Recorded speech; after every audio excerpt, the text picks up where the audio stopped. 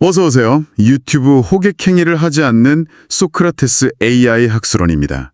이 심층 분석은 인공지능 기술을 활용하여 허구성, 과장성, 추측성 정보를 걸러내고 검증된 정확한 지식만을 엄선하여 전해드립니다. 그럼 오늘날 더더욱 필요시되는 자기계발의 지략과 용기와 성공으로 이끈 놀라운 덕성과 심지어 실패 속에서도의 풍성한 배움에 대해 이미 플루타르크 영웅전 시대 때부터 흘러넘쳤던 또 한 사람의 영웅, 니케아스에 대한 이야기 시작합니다. 네, 오늘 저희가 함께 살펴볼 인물은 고대 아테네의 니키아스인데요. 보내주신 자료들을 보니까 이 인물 정말 흥미로운 지점들이 많더라고요. 네, 맞습니다. 니키아스는 여러모로 생각해볼 점이 많은 인물이죠. 첫 번째 자료부터가 좀 강렬해요. 그를 비극적 장군으로 소개하는데 펠로폰네소스 전쟁이라는 그 격동의 시기에 아테네를 이끌었던 인물이잖아요. 그렇죠. 일단 그는 아테네 제국의 힘을 지키려고 했던 상당히 보수적인 성향의 귀족이었습니다. 아, 보수적인 귀족? 네, 당시에 이제 라우리온 은광이라고 아테네 부의 원천이었는데 그걸로 상당한 부를 쌓았고요. 근데 그는 무엇보다 경건함 그리고 절제를 굉장히 중시했던 것 같아요. 경건함과 절제요. 네, 당시 아테네 정치판이 꽤 시끄러웠거든요. 클레온처럼 강경파도 있었고 또 알키비아데스처럼 아주 카리스마 넘치지만 좀 무모한 면도 있는 인물도 있었는데 그 사이에서 균형을 잡으려고 했었던 거죠. 아, 균형 감각을 중요시했군요. 그렇습니다. 그래서 그의 전략은 단순히 전쟁에서 이기는 것보다 아테네라는 공동체 자체를 안정적으로 보존하는 것, 그러니까 자료에서 말하는 지속 가능한 패권, 여기에 더 초점을 맞췄다고 볼 수 있어요. 지속 가능한 패권이라. 네. 그래서 막 무리하게 공격하기보다는 아테네가 잘하는 거, 해상력이나 재정력, 이걸 바탕으로 외교 협상을 더 중시했던 그런 인물입니다. 그렇군요. 이 신중함이 니키아스를 이해하는 핵심 키워드 같은데 이게 또 비극의 씨앗이 되었다는 암시도 있네요. 네, 바로 그 점 때문에 우리가 니키아스를 조명해 볼 필요가 있는 거죠. 아, 다음 자료가 바로 그 이야기군요. 왜 하필 니키아스인가? 네, 이 자료에서는 니키아스가 그 신중함이라는 가치의 양면성, 그러니까 이게 미덕일 수도 있지만 동시에 위험할 수도 있다는 걸 아주 잘 보여주는 지도자이기 때문이라고 설명합니다. 양면성이요? 그렇죠. 그는 개인적인 권력욕보다는 공동체의 안정, 평화 이런 걸 우선했고 항상 좀 윤리적인 결정을 내리려고 노력했어요. 네네. 하지만 바로 그 신중함 때문에 정말 중요한 순간에 결정을 못 내리고 우유부단하게 보일 때가 있었던 거죠. 위기 상황에서 결단력이 부족하다 이런 비판을 받기도 했고요. 결정적인 순간에요? 네, 자료에서도 잠깐 언급되지만 그 유명한 시칠리아 원정 실패가 사실 그런 모습을 보여주는 대표적인 사례거든요. 물론 자세한 내용은 여기서 다루진 않지만요. 그렇군요. 그의 삶을 보면 오늘날 리더들이 겪는 그런 복잡한 문제들, 이상적인 가치와 또 냉혹한 현실 사이에서 어떻게 균형을 잡아야 하나 이런 고민을 하게 만들어요. 당신도 이런 리더십의 딜레마에 대해 생각해 보신 적이 있을 겁니다. 정말 그렇네요. 신중함의 빛과 그림자라고 할까요? 그럼 이런 그의 성향은 어디서부터 왔을까? 그의 배경을 좀 더 자세히 들여다볼 필요가 있겠는데요. 아주 부유한 귀족 가문 출신이라고요? 맞습니다. 아까 말씀드린 은광 사업으로 정말 막대한 부를 쌓았는데 이게 그의 정치 활동이나 군사 경력에 아주 중요한 기반이 됐어요. 돈이 많았군요. 네. 당시 아테네 사회에서는 부유한 시민들이 자기 재산을 들여서 공공사업을 후원하거나 종교 행사를 치르는 게 있었거든요. 리투르기아라고 하는데 이게 명예를 얻고 또 정치적인 영향력을 키우는 아주 중요한 수단이었습니다. 공공기여 같은 거군요? 그렇죠. 니키아스는 바로 이 부를 활용해서 공공 서비스나 특히 종교 행사에 정말 아낌없이 투자하면서 시민들의 지지를 얻고 자기 영향력을 키워나갔죠. 네.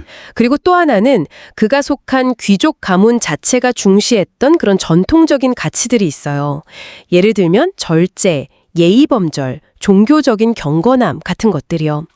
이런 것들이 그의 신중하고 좀 보수적인 성품 형성에 직접적인 영향을 미쳤다고 자료는 분석하고 있습니다. 부유했지만 그걸 과시하기보다는 공공기여와 절제를 통해 영향력을 키웠다. 이 점이 참 인상적이네요. 그런 환경에서 자란 어린 시절의 니키아스는 어땠을까? 그의 초기 성품 형성에 대한 다음 자료 내용이 궁금해지는데요. 네, 이 자료를 보면 그는 아테네가 그 유명한 페리클레스 시대, 황금기를 누리던 시기에 성장했어요. 황금기예요? 네. 그러다 보니 자연스럽게 공동체의 안정과 질서, 이런 걸 중시하는 가치관을 내면화하게 된 거죠. 가정교육을 통해서도 아까 말한 절제, 경건함, 겸손함 이런 덕목들을 배웠고요. 사치스러운 생활보다는 자선이나 공공기부에 더 힘썼다고 해요. 오. 특히 흥미로운 점은 어릴 때부터 갈등 상황을 좀 피하고 타협을 통해서 문제를 해결하려는 성향이 아주 강했다는 겁니다. 갈등을 피하고 타협을 선호했다. 네. 이게 나중에 외교 무대에서는 협상가로서 간점이 될 수 있었겠지만 반대로 군사적인 결단이 필요할 때는 좀 약점으로 작용할 수도 있었겠죠. 그렇겠네요. 안정과 타협을 중시하는 성품이 어릴 때부터 쭉 이어졌군요. 그런 그가 그 격동의 아테네 정치 무대에는 어떻게 처음 등장하게 됐을까요? 처음부터 우리가 지금 얘기하는 그 신중한 스타일이었을지. 5번째 자료에서 그의 초기 정치 경력을 좀 볼 수 있겠네요. 네, 맞아요. 자료를 보면 그는 처음부터 막 카리스마 넘치는 연설을 하거나 대중을 선동하는 그런 스타일과는 거리가 멀었어요. 역시 그랬군요. 네. 오히려 아주 신중하고 조심스러운 발언과 태도로 주목받기 시작했다고 해요. 주로 맡았던 역할도 재정 문제라든지 종교 관련 업무 아니면 비교적 규모가 작은 군사작전을 지원하는 그런 일들이었고요. 네네. 특히 그 종교 재전을 아주 화려하게 후원하면서 대중적인 인지도나 호감을 얻는 데 성공했죠. 종교 행세를 통해서요. 네. 그리고 민회, 그러니까 아테네 시민총회에서는 감정에 호소하기보다는 아주 철저하게 준비된 연설로 논리적으로 주장을 펴고 국가의 장기적인 이익을 강조하는 스타일을 계속 유지했습니다. 논리와 장기적 이익. 그렇죠. 그래서 무모한 영토 확장 정책이나 군사적인 모험주의 같은 걸 비판하면서 점차 군사나 외교 분야에서도 신뢰를 쌓아갔습니다.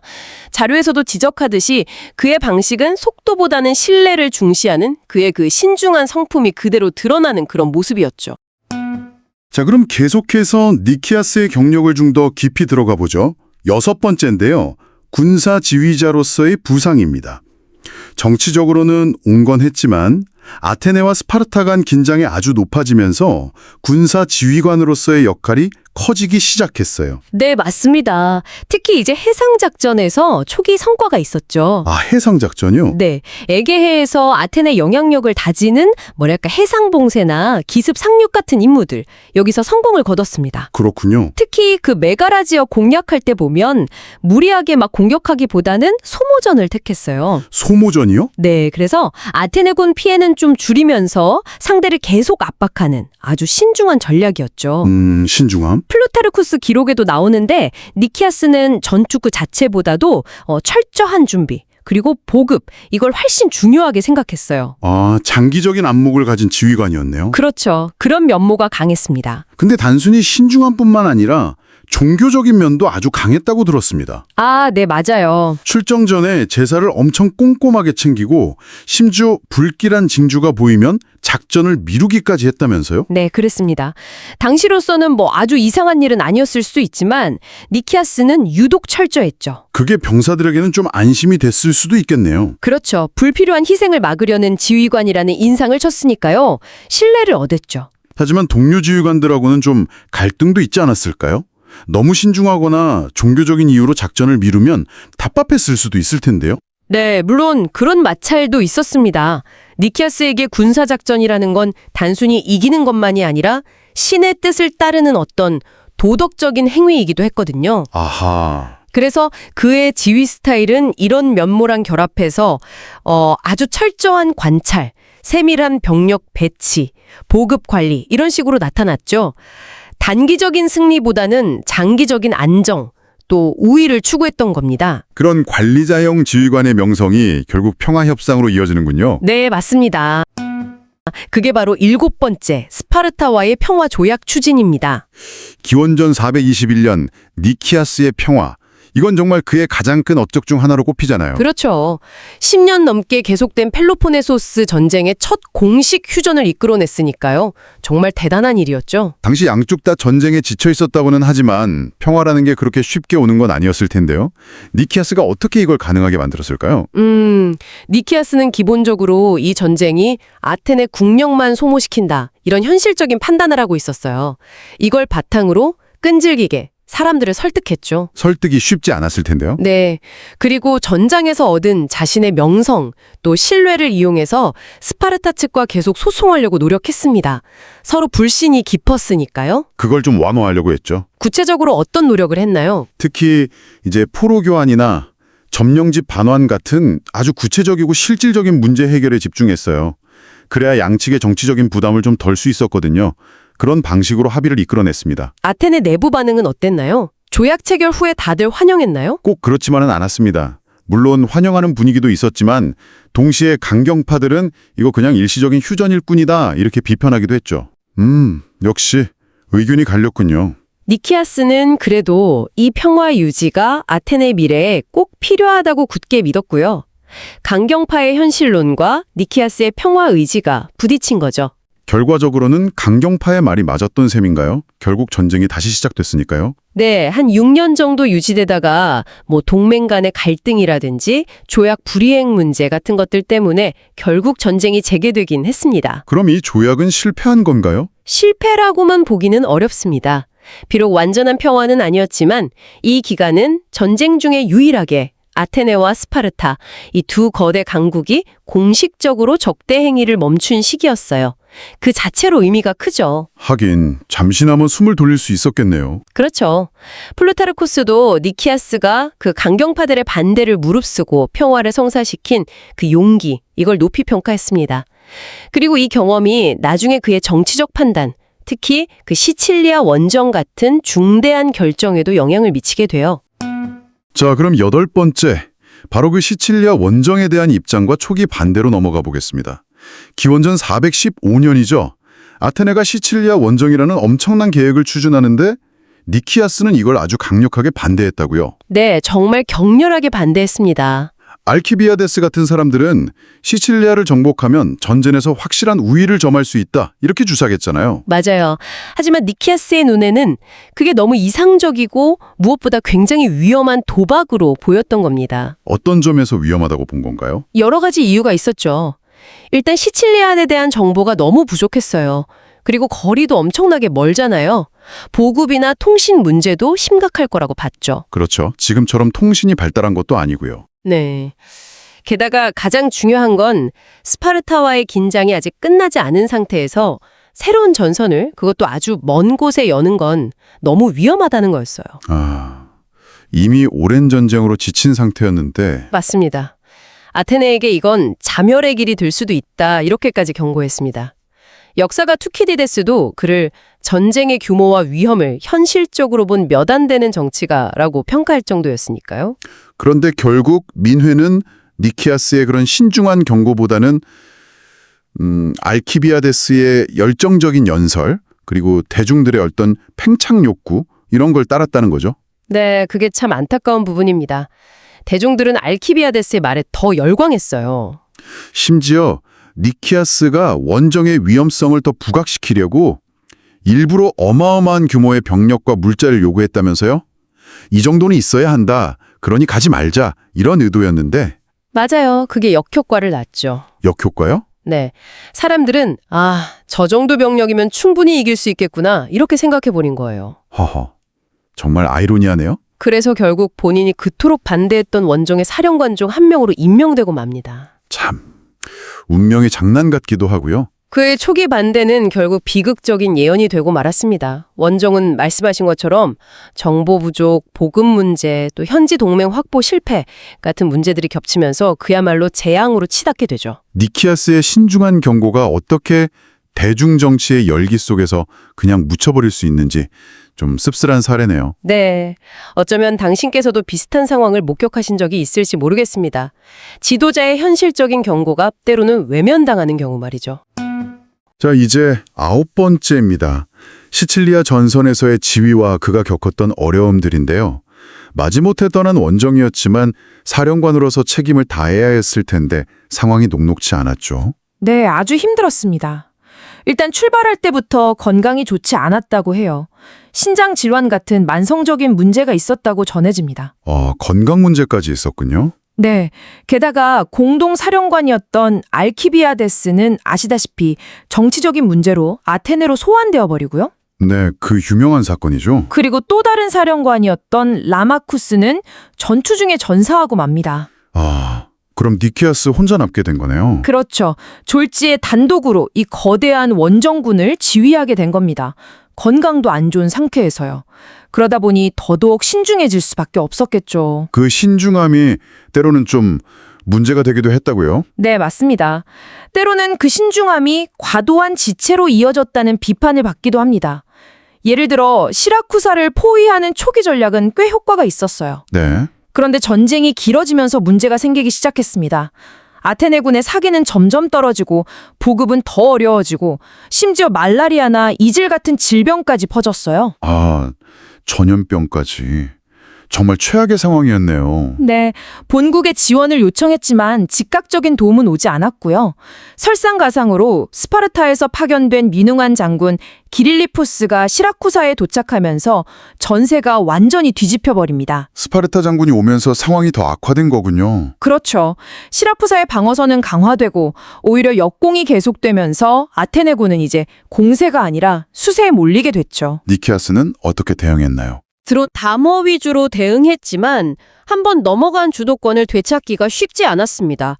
오히려 적에게 재정비하고 반격할 시간을 벌어준 셈이 되었다는 평가도 있고요. 본인의 건강 악화도 지위에 영향을 미쳤겠군요. 네, 플루타르코스에 따르면 신장 질환이 심해져서 제대로 지휘하기 어려울 때도 많았다고 합니다. 부하들이 대신 지휘하는 경우도 잦아지면서 지휘 체계의 일관성도 좀 흔들렸고요. 안타깝네요. 물론 병력 보존에는 신경을 썼지만 전황이 급변하는 데 맞춰서 전략을 좀 유연하게 바꾸거나 신속하게 결단을 내리는 능력은 부족했다. 이런 비판을 받게 됩니다. 상황은 계속 나빠져만 갔고 이제 파국은 피할 수 없는 것처럼 보였죠. 결국 10번째 철수 결정과 마지막 전투로 이어집니다. 상황이 정말 최악으로 치닫자 니키아스도 더 이상 버틸 수 없다고 판단하고 철수를 결심하는군요. 네, 마침내 철수를 결심합니다. 하지만 여기서 또 한 번 그의 특징이라고 할 수 있는 결정적인 사건이 발생하죠. 어떤 사건인가요? 바로 월식입니다. 달이 가려지는 현상이죠. 월식이요? 네, 니키아스는 이걸 아주 불길한 징조로 받아들였어요. 그래서 점을 쳐보고는 출항을 무려 21일 동안이나 연기해버립니다. 21일이요? 그 긴 시간을요? 네, 이게 정말 치명적인 실수가 됐죠. 그 사이에 무슨 일이 있었나요? 그 연기된 시간 동안 시라쿠사군은 아테네 함대가 빠져나갈 항구를 완벽하게 봉쇄해버렸습니다. 그리고 이어진 해전에서 아테네 함대가 거의 괴멸시켜버렸죠. 해상 탈출로가 완전히 막혀버렸군요. 네, 결국 육로로 철수하는 수밖에 없게 된 겁니다. 육로 철수도 쉽지 않았을 텐데요. 그야말로 처참했습니다. 이미 지칠 대로 지치고 병든 아테네 군대는 적의 끊임없는 추격과 매복 공격에 시달렸고요. 식량과 물 부족은 극심했습니다. 행군 자체가 지옥이었죠. 니키아스는 병사들을 이끌어야 했을 텐데요. 네, 니키아스는 병사들을 계속 독려하면서 필사적으로 이끌었지만 이미 대세를 거스르기에는 역부족이었습니다. 결정적인 패배는 어디서 일어났나요? 아시나스 강변에서 마지막 결정적인 패배를 맞이합니다. 목마름에 지친 병사들이 물을 찾아 강으로 막 몰려들었거든요. 네. 바로 그때 적들이 사방에서 공격해왔고 강변은 아수라장이 됐습니다. 대혼란 속에서 수많은 병사들이 목숨을 잃거나 항복할 수밖에 없었죠. 니키아스 자신은 어떻게 되었나요? 니키아스 자신도 결국 남은 병사들의 목숨이라도 구하기 위해서 스파르타 장군 기릴리포스에게 항복했습니다. 결국 항복으로 끝나는군요. 네, 이 처참한 철수 과정과 마지막 전투는 니키아스라는 인물의 비극을 정말 집약적으로 보여주는 장면이라고 할 수 있습니다. 그의 신중함이 오히려? 네, 평생의 강점이었던 그 신중함이 어떻게 상황에 따라서는 치명적인 지연으로 이어질 수 있는지, 또 그의 깊은 종교적 믿음이 냉혹한 전쟁의 현실 앞에서 어떤 결과를 낳을 수 있는지를 극명하게 보여주죠. 지도자의 판단 하나하나가 정말 얼마나 무거운 결과를 가져오는지 다시 한번 생각하게 만드는 대목입니다. 11번째, 포로 생활과 최후입니다. 니키아스가 항복했을 때 병사들의 안전을 좀 보장받으려고 했을 텐데요. 근데 상황이 의도대로 흘러가진 않았다고요? 네, 그랬습니다. 이 시라쿠사인들의 분노가 정말 극에 달해 있었거든요. 그러니까 복수를 원한 거죠. 아, 복수심이. 네. 기릴리포스 같은 사람은 니키아스를 살려서 이제 스파르타로 보내려고도 했는데 대중의 그런 요구를 막을 수는 없었어요. 그렇군요. 그래서 대부분의 아테네 병사들은 그 채석장에 갇혀서 정말 끔찍한 시간을 보냈습니다. 막 땡볕에 혹한에 음식도 물도 부족하고 그래서 많은 병사들이 거기서 목숨을 잃었죠. 니키아스 본인은 조금 다르게 대우받았다고는 하지만 동료들이 그렇게 고통받는 걸 보는 것만으로도 정말 힘들었겠네요. 네, 맞아요. 기록을 보면 니키아스는 따로 분리되어 있었지만 그 병사들의 비참한 상황을 보면서 계속 괴로워하고 처우 개선도 요구했다고 해요. 아, 근데 뭐 별 효과는 없었고요. 결국은 그냥 형식적인 재판을 거쳐서 데모스테네스 장군이랑 같이 처형당하고 말죠. 허, 그래도 죽음 앞에서도 굉장히 품위를 지켰다고 전해집니다. 참. 안타까운 마지막이네요. 자, 그럼 12번째, 니키아스에 대한 평가와 그의 정치적 유산으로 넘어가 보죠. 이 인물, 신중하고 청렴했다고는 하는데 후대의 평가는 좀 갈렸을 것 같아요. 네, 맞습니다. 일단 플루타르크는 기본적으로 니키아스를 덕망 있는 인물로 봤어요. 굉장히 높이 평가한 거죠. 덕망이요? 네. 사리사욕 없고 항상 공익을 먼저 생각하고 또 부패하지 않았다는 점, 이런 건 정말 큰 장점이었죠. 그리고 실제로 그 외교적 성과, 니키아스의 평화라고 불리는 거 있잖아요. 아, 네네. 펠로폰네소스 전쟁 중에 잠시 휴전했던. 네, 바로 그거요. 그 협정을 이끌어낸 걸 보면 그의 신중함이나 청렴함이 빛을 발한 순간이라고 할 수 있겠죠. 하지만 그 신중함이 결국 발목을 잡았다. 이런 비판도 많지 않나요? 특히 시칠리아 원정 실패요. 바로 그 점이 니키아스 평가의 핵심입니다. 플루타르크도 니키아스의 그 지나친 조심성, 뭐랄까, 특히 종교적인 진조 같은 거에 너무 얽매여서 결정을 미루는 모습, 그게 결국 시칠리아 원정이라는 재앙을 불렀다고 봤어요. 아, 평화 시에는 미덕이었는데. 그렇죠. 평화로울 때는 그게 좋은 점이었는데 전시의 그 급박한 상황에서는 완전 치명적인 약점이 된 거죠. 근데 뭐 이게 니키아스 개인의 한계만은 아니고 당시 아테네 민주정 자체에 좀 변덕스러운 결정 과정, 이런 것도 비극의 한 원인으로 지적되기도 합니다. 그렇군요. 자, 그럼 13번째, 동시대 인물들과의 비교를 좀 해보죠. 페르클레스와는 좀 시대도 다르고 스타일도 달랐을 것 같고 특히 그 알키비아데스, 이 사람하고는 정말 모든 면에서 대조적이었던 것 같아요. 그쵸? 네, 완전히 그렇죠. 알키비아데스는 뭐랄까 화려한 말솜씨에 예측 불가능한 매력으로 막 대중을 사로잡았잖아요. 네, 선동적인 면도 있었고요. 네, 반면에 니키아스는 묵묵하게 원칙 지키고 안정을 추구하고 모든 면에서 대비가 됐죠. 알키비아데스의 야심이 시칠리아 원정을 막 부추겼다면 니키아스는 그 위험성을 계속 경고하면서 끝까지 반대했었고요. 군사적인 면에서도 비교해볼 수 있겠네요. 데모스테네스 같은 용명한 장군도 있었잖아요. 맞습니다. 데모스테네스는 아주 과감한 전술을 펼쳤던 장군이고 또 적장이었던 스파르타의 브라시다스, 이 사람도 굉장히 기민하게 움직여서 아테네를 괴롭혔죠. 네, 이런 인물들하고 비교하면 니키아스의 군사 스타일은 확실히 신중하고 좀 방어적이었어요. 이게 뭐 때로는 불필요한 손실을 막는 장점이 되기도 했겠지만 결정적인 순간에는 주저하게 만들어서 기회를 놓치는 그런 한계로 작용하기도 했습니다. 그 신중함이 장점이자 한계였군요. 네. 자, 14번째, 니키아스의 최후와 역사적 교훈입니다. 결국 시칠리아에서의 패배 그리고 철수 지연, 항복과 처형으로 이어지는 정말 비극적인 마지막이었어요. 네. 그의 마지막은 개인의 덕망이나 뭐 선한 의도만으로는 이 냉혹한 현실 정치나 전쟁의 파도를 넘을 수 없다는 걸 아주 뼈아프게 보여줍니다. 아, 지도자에게 도덕적인 품성도 중요하지만 그만큼이나 중요한 게 정확한 상황 판단 능력, 그리고 때를 놓치지 않는 결단력이라는 거죠. 당시 아테나 민회에서의 결정 과정도 다시 생각해보게 되네요. 뭔가 다수의 결정이 항상 옳은 것만은 아니라는 그런 경고 같기도 하고요. 그 점도 정말 중요합니다. 니키아스 개인의 망설임도 물론 문제였지만 감정에 휩쓸려서 무리한 원정을 결정하고 또 그 뒤에 제대로 지원도 못 해주고 이런 아테네 민회의 집단적인 결정 과정 역시 실패의 큰 원인이었죠. 결국 그러니까 선한 의도가 반드시 좋은 결과를 보장하지는 않는다. 이게 어쩌면 가장 냉정한 교훈일지도 모르겠습니다. 자, 이제 마지막 15번째 500자 총평입니다. 들어보시죠. 네. 니키아스는 아테네 역사에서 보기 드문 청렴함과 신중함을 갖춘 인물이었습니다. 개인의 이익보다는 공동체의 안녕을 우선했고 적들조차 그의 인품을 인정할 정도였죠. 그렇죠. 하지만 바로 그 신중함이 위기의 순간에는 우유부단함으로 변질되어서 시칠리아 원정이라는 돌이킬 수 없는 패배를 가져왔습니다. 플루타르크가 그를 덕망 있는 패배자라고 묘사한 이유가 바로 여기에 있습니다. 개인의 선함과 지도자로서의 역량이 반드시 일치하는 건 아니라는 사실을 그의 삶이 보여주는 거죠. 덕목과 능력이 다르다는 거군요. 네. 위기 상황에서 리더에게 필요한 것은 청렴함뿐만 아니라 냉철한 통찰력과 과감한 결단이라는 경고를 오늘날 우리에게도 던지고 있습니다. 이상과 현실 사이에서 어떻게 균형을 잡아야 하는가? 니키아스는 계속해서 이 질문을 떠올리게 합니다. 이상으로 소크라테스 AI 학술원이 제공해드리는 플루타르크 영웅전의 27번째 영웅 니키아스에 대한 이야기를 마치겠습니다. 그러면 계속해서 플루타르크 영웅전의 28번째 영웅 크라수스에 관한 동영상도 기대해주세요.